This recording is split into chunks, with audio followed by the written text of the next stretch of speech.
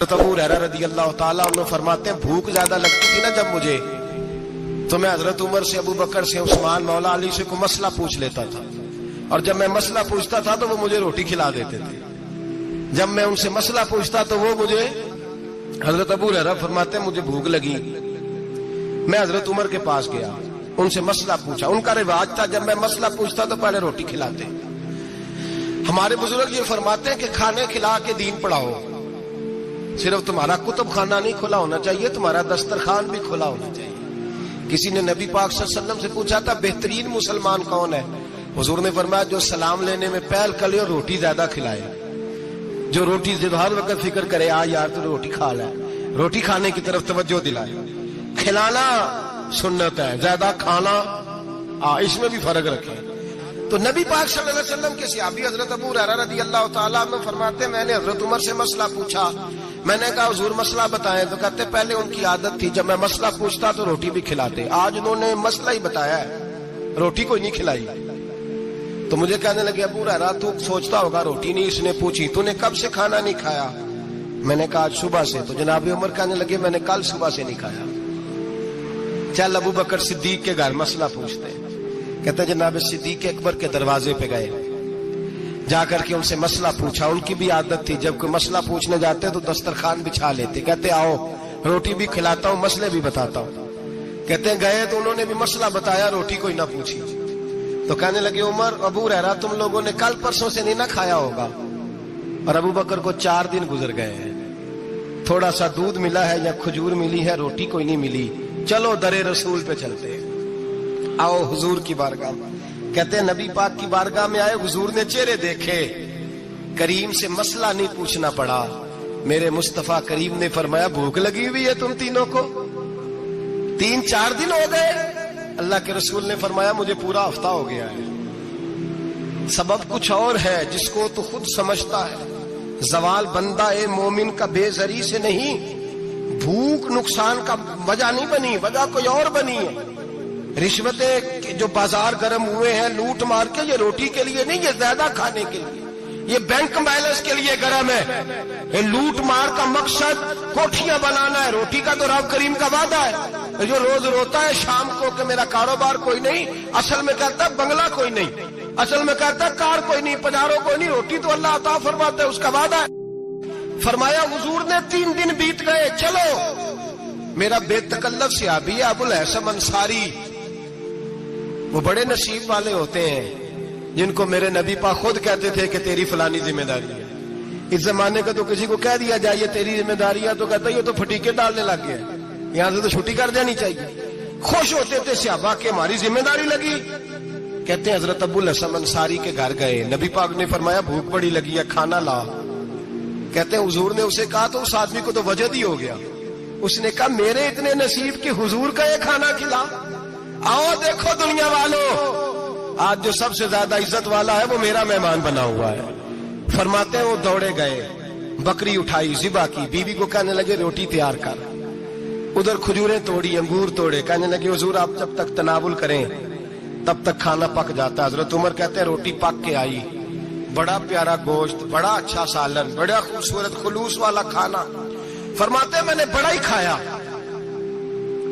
नबी पाक ने ना एक रोटी ली और छोटी चपाती, थोड़ा थोड़ा सालन कोनों से, और जब नबी पाक ने खा लिया तो हुजूर की आंखों में आंसू आए।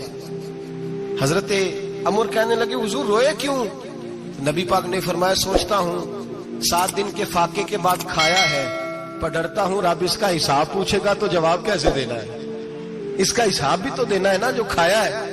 तो हजरत उमर फारूक के हाथ में कुछ चीज थी, जोर से जमीन पे मारी, का महबूबा 7 दिन के बाद भी रोटी खाए तो हिसाब देना है। नबी पाक फरमाने लगे उमर वो मालिक है ना, तो जब देता है तो हिसाब नहीं ले सकता, हिसाब तो देना है, हिसाब तो देना है, तैयारी रखो।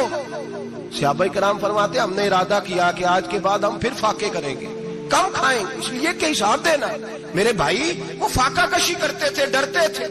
यहाँ तो लोग खा के बीमार है, खाते जा रहे हैं, सोते जा रहे हैं, खाते जा रहे हैं, सोते जा रहे हैं। ये भी वक्त आएगा रमजान शरीफ का, सवेरे दर्श पे आओ कहते नींद बड़ी आती है, सवेरे 2 सिपारे पढ़ के सोया करो कहते शाम नींद बड़ी आती है। फजर के बाद तो वक्त होता है अल्लाह अल्लाह करने का, शहरी का, کھاتے جا رہے ہیں سو لوگ جماعت سے نماز نہیں پڑھتے سو جاتے ہیں، جماعت کا ثواب چھوڑ کے سو جائیں گے۔ بھائی رمضان مبارک میں فاقہ کشی کی ٹریننگ ہوتی ہے، فاقہ کشی کی تربیت لے رمضان میں، روکے اپنے آپ کو، تربیت ہوگی۔ روزہ ایک پریکٹس ہے، ایک مجاہدہ ہے، ایک جد و جہد ہے۔ جد و جہد کس چیز کی؟ اللہ کی رضا کے مطابق اپنے آپ کو ڈھالنے کی جد و جہد۔ صوم کا لغوی معنی ہوتا ہے رک جانا، حلال رزق سامنے پڑا ہے، حلال مشروب سامنے پڑا ہے، حلال رشتہ بیوی کا موجود ہے، لیکن ان سب چیزوں سے حالت روزہ میں رکنا، اللہ کی رضا کے لیے رکنا، اس کا نام روزہ ہے۔ نبی پاک علیہ السلام نے جوانوں کو حکم دیا ہے، یا معاشر الشباب، او جوانوں، یا رسول اللہ کیا حکم ہے؟ فرمایا یا نکاح کر لو اگر طاقت ہے، نہیں طاقت تو روزے رکھو۔ حضور روزے سے کیا ہوگا؟ فرمایا تمہارا نفس کچلا جائے گا، شیطان وسوسہ اندوزی نہیں کرے گا۔ حضرت جناب سیدنا جنید بغدادی، بغداد کے پیر سے کسی نے پوچھا تھا آج سے 1100-1200 سال پہلے، وہ تو زمانہ ویسے نیکی اور پرہیزگاری کا تھا، کہا بابا جی مرد اور عورت نیک ہو، بغیر پردے کے، بغیر حجاب کے، بغیر دیوار کے بیٹھ کر ایک دوسرے کو دین سکھا سکتے؟ حضرت صاحب بتائیے، مرد اور عورت نیک ہو تو بغیر پردے اور حجاب کے ایک دوسرے کو دین سکھا سکتے ہیں؟ تو حضرت جنید بغدادی فرمانے لگے سکھانے والا حسن بصری ہو اور سیکھنے والی رابعہ بصری ہو تو پھر بھی بغیر پردے کے بیٹھنے کی اجازت نہیں۔ تو مفتی صاحب کو اجازت کس نے دی؟ مولانا صاحب کو اجازت کس نے دی؟ بڑا وہ نہیں ہوتا جو ٹی وی پہ زیادہ آتا ہے، بڑا وہ ہوتا ہے جو رسول اللہ کے دین پہ عمل زیادہ کرتا ہے۔ حضرت عبداللہ ابن مسعود رضی اللہ تعالیٰ عنہ فرماتے زیادہ باتیں کرنے والا عالم نہیں ہوتا۔ حضور پھر عالم کون ہوتا ہے؟ فرمایا پڑھو قرآن، انما یخشی اللہ من عبادہ العلماء، فرمایا بڑا عالم وہ ہوتا ہے جو اللہ سے زیادہ ڈرتا ہے، اس لیے کہ رب فرماتا ہے میرے بندوں میں سے جو عالم وہ ہیں جو اللہ سے زیادہ ڈرتے ہیں، خوف رکھتے ہیں۔ تو میرے بھائی رمضان المبارک میں بچنا ہے۔ روزہ کس پہ فرض ہے؟ امیروں پہ کہ غریبوں پہ؟ جی کہنے نے میں تو کام ہی، میرا تو کام ہی محنت مزدوری والا، میں کیسے روزہ رکھوں؟ میں تو دیہڑی لگاتا ہوں تو روزہ کیسے رکھوں؟ میں نے نہیں کسی کے حدیث میں پڑھا کہ روزہ وہ رکھے جو دفتر میں بیٹھتا ہے۔ صحابہ کے زمانے میں تو دفتر ہوتے ہی نہیں تھے، کسی جگہ نہیں لکھا ہوا روزہ وہ رکھے گا جو اے سی میں بیٹھتا ہے، تب تو اے سی تھے ہی نہیں۔ حضرت ابو بکر صدیق رضی اللہ تعالیٰ عنہ سے لے کر جناب بلال تک سارے اپنے ہاتھ سے کام کرتے، سارے اپنے ہاتھ سے کام کرتے، سارے۔ حضرت عمر فاروق رضی اللہ تعالیٰ عنہ خلیفہ وقت ہونے کے باوجود مال غنیمت کے اونٹ چرنے جاتے تھے تو چراگاہ میں چھوڑنے میں جاتے تھے، لینے بھی آتے تھے واپس۔ سارے لوگ اپنے ہاتھوں سے مشقت والے کام کرتے، حضرت بلال مزدوری کرتے، سلمان فارسی مزدوری کرتے، مقداد مزدوری کرتے، صحابہ مزدوریاں کرتے، روزے رکھتے، اور رمضان کے جانے کا وقت ہوتا تو در رسول پہ کھڑے ہو کے عرض کرتے محبوبہ دل نہیں بھرا، دل کرتا ہے کبھی رب سارا سال ہی روزے عطا کرے، سارا سال رمضان دے تو ہم سارا سال روزے رکھنے کو تیار ہیں۔ جذبہ تھا، طاقت تھی، ہمت تھی۔ میرے نبی پاک نے فرمایا لکل شیء زکات وزکات الجسد الصوم، فرمایا ہر شے کی زکات ہوتی ہے، وجود کی زکات روزہ ہے، روزے رکھو جسم کی زکات نکل جائے گی۔ فاقہ کرنا بھی میرے نبی پاک کی سنت ہے، مسواک کرنا بھی سنت ہے، اور فاقہ کرنا بھی۔ مسواک والی سنت زیادہ اپناتے ہیں لوگ، فاقہ کرنا بھی نبی پاک کی سنت ہے۔ ایک صاحب مجھے کہنے لگے جناب بیٹھ کے کھانا حضور کی سنت ہے، میں نے کہا کبھی کبھی نہ کھانا بھی نبی پاک کی سنت ہے، نہ کھانا بھی حضور کی سنت ہے۔ اور ہمارے فقہاء نے لکھا ہے جو روٹی زیادہ کھاتا ہے اس میں دو باتیں پیدا ہو جاتی ہیں، کیا کیا؟ ایک بولتا زیادہ ہے، دوسرا سوتا زیادہ ہے، غافل ہو جاتا ہے۔ فقہ اور حکیم اطباء ڈاکٹر کہتے ہیں کہ پیٹ خالی رہے نا جس آدمی کا، اس کا حافظہ مضبوط ہوتا ہے، اس کے ذہن کی گرہ کھلتی ہے، زیادہ کھانے سے تو خماری چڑھتی ہے۔ رمضان المبارک وہ عزت اور عظمت والا مہینہ ہے جس کا تعارف کسی عام آدمی نے نہیں، رب کریم کے قرآن نے بیان فرمایا ہے اور میرے مصطفیٰ کریم کی زبان اطہر نے بیان فرمایا ہے۔ لیکن آنے سے پہلے بخاری مسلم میں حدیث ہے، حضرت سلمان فارسی رضی اللہ تعالیٰ عنہ کہتے ہیں رمضان شروع ہونے سے پہلے نبی پاک نے ہمیں مسجد میں بلایا اور خطبہ ارشاد فرمایا باقاعدہ، اور ارشاد فرمایا لوگوں تم پر ایک مہینہ آنے والا ہے جس میں اللہ اپنے بندوں پر خاص قسم کی رحمتوں کا نزول فرماتا ہے۔ خود رسول پاک نے ہمیں کس قدر زیادہ اس مہینے کا اکرام کرنا ہے اور کس قدر زیادہ اس کو اہمیت دینی ہے اور کس قدر زیادہ ہمارے لیے وہ باعث عظمت ہے کہ جس مہینے کے فضائل خود رسول پاک علیہ السلام نے بیان فرمائے، اور نبی پاک صلی اللہ علیہ وسلم نے فرمایا کہ اس مہینے میں تم نفل پڑھو گے تو اللہ فرض کے برابر ثواب عطا فرمائے، اور فرض کا ثواب اللہ 70 گنا عطا فرمائے۔ کتنا بولیے؟ وہ صحابہ کا مزاج یہ تھا کہ جہاں انہیں پتہ چلتا تھا نا اس نیکی کا ثواب زیادہ ہے تو وہ بھاگ کر اس نیکی کی طرف توجہ کرتے تھے۔ آپ صحابہ کی سیرت کی کتابیں دیکھیے، حضرت انس بن مالک رضی اللہ تعالیٰ عنہ فرماتے ہیں جب نبی پاک علیہ السلام نے رمضان کی شان بیان کی تو صحابہ کا یہ مزاج بن گیا کہ وہ اپنے سارے کام رمضان سے پہلے سمیٹ لیتے تھے، رمضان شریف سے پہلے سارے کام سمیٹ لیتے، لینے دینے کے معاملات صاف کر لیتے، خریداری ہو جاتی، گھر کے اندر کوئی کام کرانا ہوتا تو وہ رمضان سے قبل کرا لیتے، یکم رمضان کو وہ مسجدوں میں ڈیرے لگا لیا کرتے تھے۔ وہ کہتے تھے نیکیاں جمع کرنے کے ایام ہیں، نیکیاں۔ دیکھیں نا سب سے مصروف ترین زندگی ہمارے نبی پاک صلی اللہ علیہ وسلم کی زندگی ہے۔ 23 سالوں میں نبی پاک علیہ السلام نے 2300 سالوں سے بھی زیادہ کام کیا، بڑا مصروف وقت تھا حضور کا، تین زندگی نبی پاک کی۔ اس کے باوجود اللہ کے رسول ہر سال 10 دن کا اعتکاف کرتے تھے، ہر سال۔ ایک سال جہاد پہ گئے تھے، اعتکاف نہیں ہو سکا، اگلے سال میرے نبی پاک نے 20 دنوں کا اعتکاف فرمایا۔ میرے نبی پاک صلی اللہ علیہ وسلم نے فرمایا 11 مہینے جنت سجائی جاتی ہے اور پھر رمضان میں اللہ اپنے بندوں کے لیے جنت کے دروازے کھول دیتا ہے۔ 1 گھنٹہ پہلے صفائی کرتے ہیں مہمان نے آنا ہو تو 1 گھنٹہ، ورنہ بچے دوبارہ سے پھر چیزیں بکھیر دیں گے۔ گھنٹہ پہلے صفائی ہوتی ہے، لمبی نہیں، لیکن میرے نبی پاک نے فرمایا رمضان کے لیے رب کریم 11 مہینے جنت کو سجاتا ہے۔ چھوٹی بات ہے، روزے آ گئے، معمولی حیثیت ہے۔ ہم لوگ انہی معاملات میں، میں منع کرتا ہوں، ہمیشہ منع کرتا ہوں، آپ کو ہر سال منع کرتا ہوں، میں پابندی سے 1-2 اخبار ڈیلی دیکھتا ہوں، میرا ناشتہ نہیں ہوتا جب تک اخبار نہ ہو، چونکہ بزرگوں کا فتویٰ ہے جمعے کا خطبہ وہ دے جو عالمی حالات سے باخبر ہو۔ ہم کوئی رسمی تقریر نہیں کرتے کہ لوگوں کو کہیں کہ روزے آ گئے تو کون سا مہینہ چل رہا ہے تو مہینے کے حساب سے خطاب ہو۔ رسول اللہ صلی اللہ تعالی علیہ وسلم کی امت کے جو ذمہ دار اور پہرے دار ہوتے ہیں انہیں امت کی پہرے داری کرنی ہوتی ہے، اس لیے وہ یہ نہیں دیکھیں گے کہ کون سا موضوع چل رہا ہے اس پر میں نے 1 گھنٹہ گزارنا ہے، ترجیحات پر بات ہوگی۔ بات یہ عرض کر رہا تھا کہ میں رمضان شریف میں اخبار نہیں دیکھتا، میری اپیل ہے آپ سے کہ آپ رمضان شریف میں نہ رمضان ٹرانسمیشن بھی نہ دیکھیں، ٹی وی پہ خبریں بھی نہ سنیں، سارا سال سنیے خبریں۔ ہماری خبریں سننے سے ملک میں کیا انقلاب آ گیا ہے، یا وہ جو ہم نے چوک میں کھڑے ہو کے تجزیہ کیا تھا اس سے کتنے لوگ سنور گئے۔ چھوڑیں، جتنا وقت ملے وہ آ کے مسجد میں بیٹھے، اللہ کے گھر میں وقت گزاریں، ٹائم دیں۔ عبادت آپ کو زندہ کرے گی، روحانیت پیدا کرے گی، توانائی آئے گی، خوبصورتی آئے گی آپ کے اندر، آپ زندہ رہیں گے۔ دنیا داری دلوں کو مردہ کرتی ہے، قرآن کی تلاوت، اللہ کا ذکر، مسجد کی حاضری روح اور دل کو زندہ کر دیا کرتا ہے۔ مسجد میں بیٹھے۔ حضرت عائشہ صدیقہ رضی اللہ تعالیٰ عنہ فرماتی ہیں، تفسیر روح البیان میں موجود ہے، کہتی ہے ایک دن حضور اچانک میرے ساتھ آرام فرماتے بستر سے اٹھے نکل گئے۔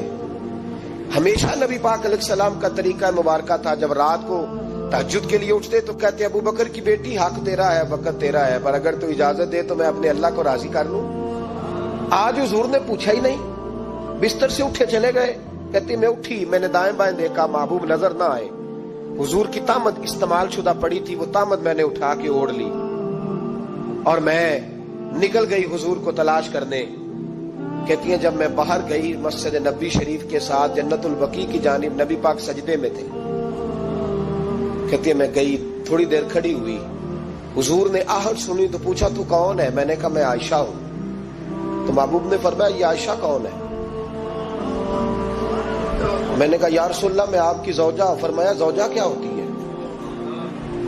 یا رسول اللہ میں ابو بکر کی بیٹی. تو نبی پاک نے فرمایا یہ ابو بکر کون ہے؟ حضرت عائشہ کہتی ہے میرا کلیجہ پھٹنے کو آیا. میں وہاں سے پریشان حال واپس آئی. جب میں گئی تھی تب بھی ہلکی ہلکی بارش تھی, واپس لوٹی تو پھر بھی ہلکے ہلکے قطرے بارش کے گر رہے تھے. میں آ کے ہامتی کامتی بیٹھ گئی. تھوڑی دیر گزری تو نبی پاک تشریف لے آئے. تو حضور صلی اللہ تعالی علیہ وسلم نے مجھے پریشان دیکھا تو کہا عائشہ کیا ہوا؟ کہا حضور آج وہ ہوا ہے جو کبھی نہیں ہوا. یا رسول اللہ میں پریشان ہو گئی.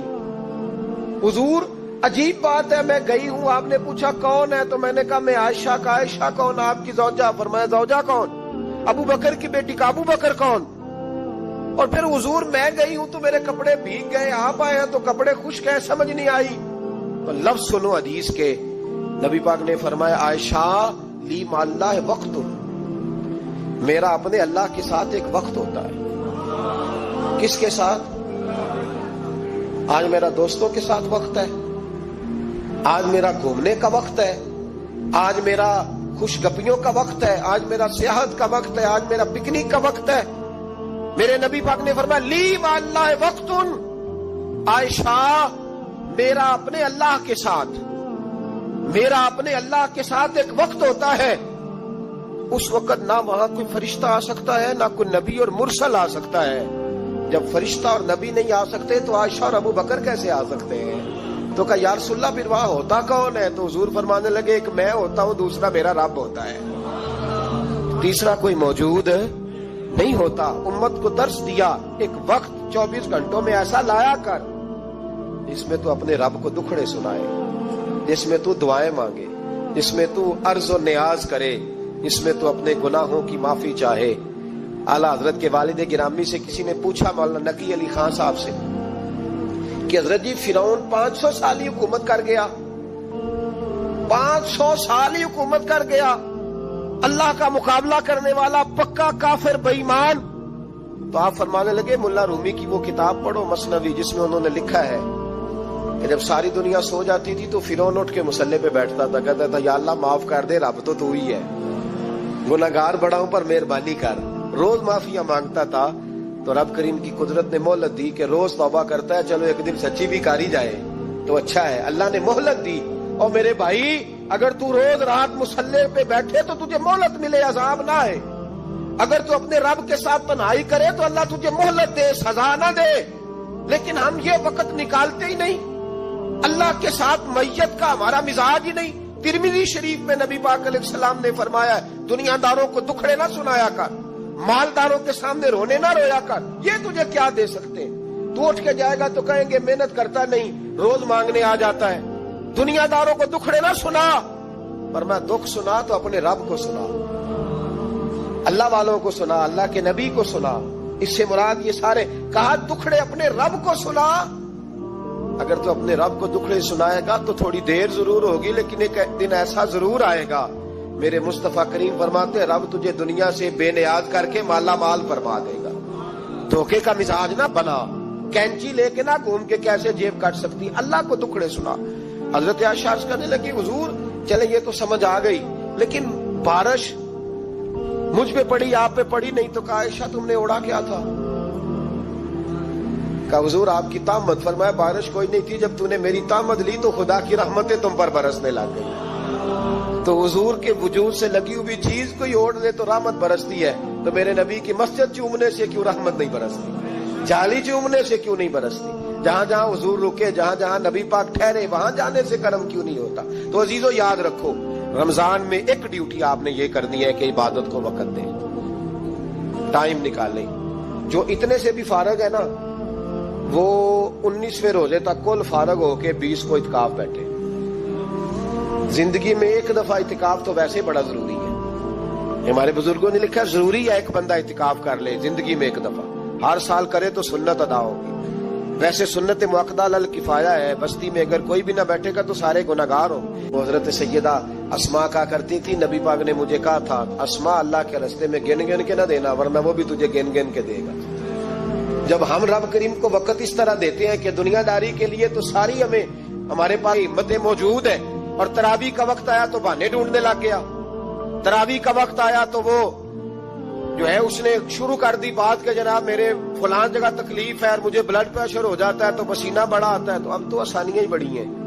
صحابہ کہتے جب ہم مسجد نبی میں نماز پڑھنے جاتے تھے، بارش ہوتی تھی تو مسجد میں پانی کھڑا ہوتا تھا، کیچڑ کھڑا بن جاتا تھا، تو ہم اپنی جھولیوں میں خشک مٹی ڈال کے لے جاتے تھے، اپنی اپنی جگہ بچھا لیتے مٹی، اور پھر ہم نماز پڑھتے تو ہمارے پیشانیوں پر بھی مٹی لگ جاتی۔ تو ایک صحابی جھاڑ رہے تھے تو نبی پاک نے فرمایا نہ جھاڑ، جب تک چہرے پہ رہے گی فرشتے درود بھیجتے رہیں گے۔ اب تو ایسی لگے ہوئے مسجد میں، پھر بھی تو تراویح نہیں پڑھتا۔ تو ایک تو عبادت کو ٹائم دیں، دوسرا قرآن مجید زیادہ سے زیادہ پڑھیں، رمضان میں زیادہ سے زیادہ پڑھیں، مسجدوں میں ٹائم دیں۔ ایک بات اور، یہ حضرت علی کا قول ہے، اس کو دل کی تختی پہ لکھ لینا، دل کی تختی پہ شیر خدا کی شیروں جیسی باتیں۔ حضرت مولا علی شیر خدا فرمایا کرتے تھے وہ نیکی کرنے والا اچھا نہیں جو نیکی کر کے اکڑ جاتا ہے اور دوسروں کو گناہگار سمجھتا ہے، وہ نیکوکار اچھا نہیں۔ فرمایا کرتے تھے اس سے وہ گناہگار اچھا ہے جو گناہ کر کے کم از کم شرمندہ تو ہوتا ہے نا۔ فرماتے ہیں جو گناہ کر کے شرمندہ ہو وہ زیادہ اچھا ہے اس سے جو نیکی کر کے اکڑ جائے۔ تو تھوڑی سی نیکی کر کے پرہیزگاری کر کے ساری دنیا کو گناہگار سمجھنے لگ جانا، یہ تو بت پیدا کر لیا ہے تو نے اپنے اندر، اس بت کو توڑ دے، پتہ نہیں کون کب آئے اور اللہ کا ولی بن جائے۔ حضرت انس بن مالک رضی اللہ تعالیٰ عنہ فرماتے ہیں جس طرح تیز آندھی چلتی ہے، ذرا مثال دیکھیں صحابی کی کتنی خوبصورت، فرماتے ہیں جس طرح تیز آندھی چلتی ہے نا، اس طرح رمضان میں میرے نبی کی سخاوت چلا کرتی ہے۔ نبی پاک ہر سائل کو دیتے، جو قیدی بند ہوتے نا، قیدی جنگ کے قیدی کفار، حضور انہیں بھی آزاد کر دیتے رمضان، فرماتے جاؤ تمہیں آزاد کیا، سخاوت کریں۔ اور میرا مشورہ ہے اس دفعہ غریبوں سے غریب سخاوت کریں، نسخہ دے رہا ہوں امیر ہونے کا، تو سخی ہو جا، رب کریم تجھے امیر کر دے گا، سخی بن جا۔ مالا والے سخی نہیں ہوندے تے سخیاں کول مال نہیں ہوندا، ایتھے اوتھے دوواں جہان نہیں، سخی کنگال نہیں ہوندا، سخی بن جاؤ۔ میرے نبی پاک علیہ السلام نے فرمایا بندہ کبھی بھی جیب کا سخی نہیں ہوتا، سخی وہی ہوتا ہے جو دل کا ہوتا ہے۔ غریبوں کو میرا مشورہ ہے کہ 10 روپے دو لیکن رمضان میں روز دینا، ہر شام دینا، غریبوں کو ساتھ بٹھاؤ، روٹیاں کھلاؤ، افطاریاں کراؤ، غریبوں کے گھروں کے اندر سوٹ پہنچاؤ، مدارس کے طالب علموں کو کپڑے خرید کے دو، جو کچھ نہیں دے سکتا وہ ایک مسواک لا کے دے، ڈیوٹی کرو، اپنے دائیں بائیں غریبوں کا خیال رکھو۔ جن گھروں میں اکثر دیکھتے ہو کہ دال کا شاپر جاتا ہے، وہاں رمضان شریف میں صبح گوشت پہنچاؤ، مہربانی کرو، غریب۔ حضرت عبداللہ ابن عمر رضی اللہ تعالیٰ عنہ ہر روز مدینے کے مسکینوں کو ڈھونڈ کے لاتے تھے، فرماتے تھے کہ ان کو ایک تھیلا دینا میں عزت نہیں سمجھتا، ڈھونڈ کے لاتے غریبوں کو اور اپنے سامنے دسترخوان بچھاتے رمضان میں، اور پھر ان پہ کھانے چنتے اور فرماتے غریب کھائیں گے تو میرا اللہ راضی ہوگا، ساتھ بٹھا کے کھلاتے۔ ایک بڑی عجیب بات ہو گئی گھروں میں ہو جاتی ہے، جن گھروں میں زیادہ مہمان آتے ہیں وہاں یہ مسئلے بن جاتے ہیں۔ ایک دن زوجہ کہنے لگی کھانا آپ کا یہ آج مہمان کو نہ لائیے گا، کہہ دیتی ہیں نا بیویاں کبھی کبھی، یہ نافرمانی نہیں، اگر آپ کو کھڑا کیا جائے نا رمضان میں روزہ رکھ کے باورچی خانے تو لگ پتا جائے، اس کو نافرمانی نہ سمجھے، بیوی نے پکا کے نہیں دیا جی۔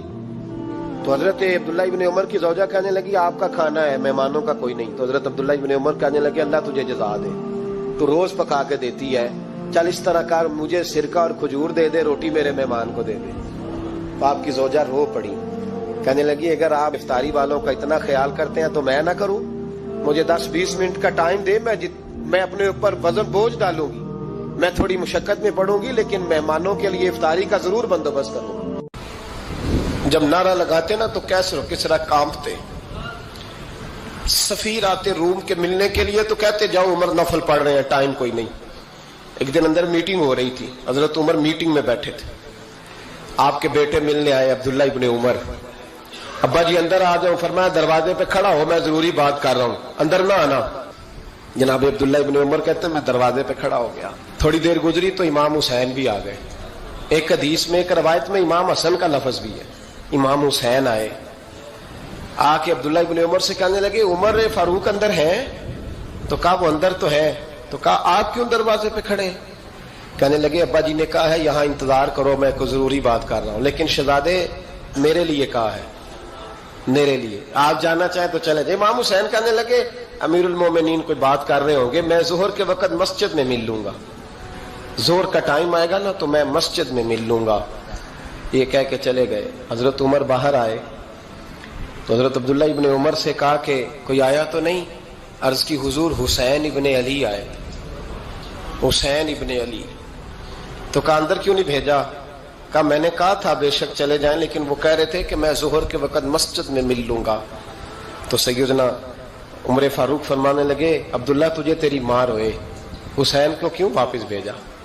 پھر عمر دنیا داروں کے سامنے ڈٹنا, کھڑا ہونا عمر پہ ختم ہے, لیکن جو اندر کی بات ہے نا, روح کی, جو عقیدت کی بات ہے, جو وفا کا رشتہ ہے, اس کو کون سمجھے؟ یہ جو روح کی مجبوریاں ہیں, یہ جو وفا کی مجبوریاں ہیں, اسے لوگ کیا سمجھیں؟ انہیں کیا پتا کہ مرشد کے بیٹے کے پیر چومنے میں حسن کیا ہوتا ہے. انہیں کیا پتا کہ جب استاد کا بیٹا گھر میں آتا ہے تو دل کرتا ہے مکان بیچ کے اسے دے دیں, اس کے باپ کی نیکیاں بڑی ہیں. جناب عمر فاروق دوڑے گئے, امام حسین کے دروازے پہ دستک دی. امام حسین باہر رکھا, شہزادے یار ملنے آئے تھے, بغیر ملے کیوں آ گئے؟ عرض کی کہ آپ مصروف تھے, آپ کے اپنے بیٹے بھی دروازے پہ کھڑے تھے, تو میں واپس آ گیا.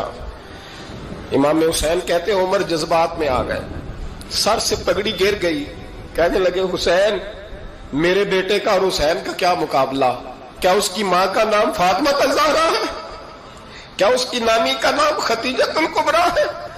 کیا اس کے نانے کا نام محمد مصطفیٰ ہے؟ اور پھر سر سے پگڑی اتری تھی, اپنے بال زور سے پکڑ لیے, کہنے لگے حسین میں نا مکے میں اونٹ چرایا کرتا تھا اور ڈنڈوں سے مار کھاتا تھا اپنے باپ سے. یہ جو آج ساری دنیا میں عمر کے نعرے لگتے ہیں, یہ تیرے نانے کا صدقہ ہے.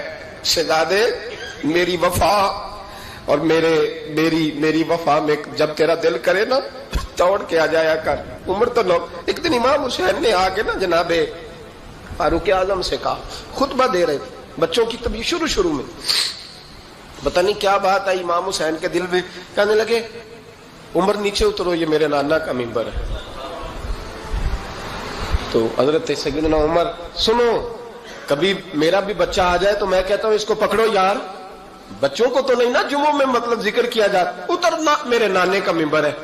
جناب عمر اتر کے نیچے کھڑے ہو گئے, تو کہا جا کے اپنے نانے کے ممبر پہ بیٹھ. تو حضرت عمر رو پڑے, کہنے لگے شہزادے میرے نانے کا ممبر ہی کوئی نہیں ہے ہی نہیں, یہ ممبر یہ مصلی یہ تیرے نانے کی شان ہے, میرے نانے کا کوئی ممبر نہیں, تیرے ہی نانے کا ممبر ہے. تھوڑی دیر کھڑے رہے تو امام حسین کہنے لگے اچھا کوئی نہیں آپ کے نانے کا ممبر کا نہیں؟ کہا چلو پھر میرے نانے کے ممبر پہ بیٹھ جاؤ, چلو خیر ہے, کوئی نہیں آپ کے نانے کا؟ کہا نہیں. تو کہا کوئی نہیں, پھر میرے نانے کے. جب حضرت عمر بیٹھے تو بڑا شاندار جملہ کہا, فرمانے لگے میں ممبر پر مرضی سے نہیں بیٹھا تھا, مجھے ابو بکر نے بٹھایا تھا, اور پھر حسین کے کہنے پہ میں اترا ہوں, اب مجھے حسین نے بٹھایا ہے, اب کسی کی جرت ہے تو عمر کو اتار کے دکھائے, اب میں حسین کا تیری نسل پاک میں. یار کتنی بے شرمی کی بات ہے, لوگ امام حسین کو باغی کہے. حضور کا وصال ہوا نا تو امام حسن اور امام حسین کی عمریں ابھی 7-8 سال 9 سال کے بیچ تھیں. تو حضرت مولا علی شیر خدا رضی اللہ تعالیٰ عنہ کے ساتھ امام حسن آئے مسجد میں, تو ممبر پہ بیٹھے ہوئے دیکھا حضرت ابوبکر صدیق کو, تو کہنے لگے نیچے اترنا میرے نانا کا ممبر ہے. بچوں کو بڑی پہچان ہوتی ہے نا ابا کے کپڑوں کی, سے پتا ہوتا ہے کہ یہ میرے نانا کا ہے, یہ میرے نیچے اترو یہ ممبر میرے نانا کا ہے. تو حضرت علی المرتضیٰ نے جلدی سے پکڑا اور پکڑ کے فرمایا دادا حسین حسن یہ کیا کہہ رہے ہو؟ اب دیکھیں نا بچہ یہاں کسی کا شور کرے تو میں آپ کو جمعہ چھوڑ کے بچے کی تھوڑی سنوں گا, میں کہوں گا کہ بھائی ٹھیک ہو گیا بچے کو لے جاؤ ذرا اسے پیچھے کرو, جمعے کے بعد بات کرتے ہیں. لیکن وہ تھے نا رسول اللہ کے نواسے, اور حضرت ابوبکر صدیق عظمت اور شان کو سمجھتے تھے, انہوں نے کہا نیچے اتریے میرے نانے کا ممبر ہے.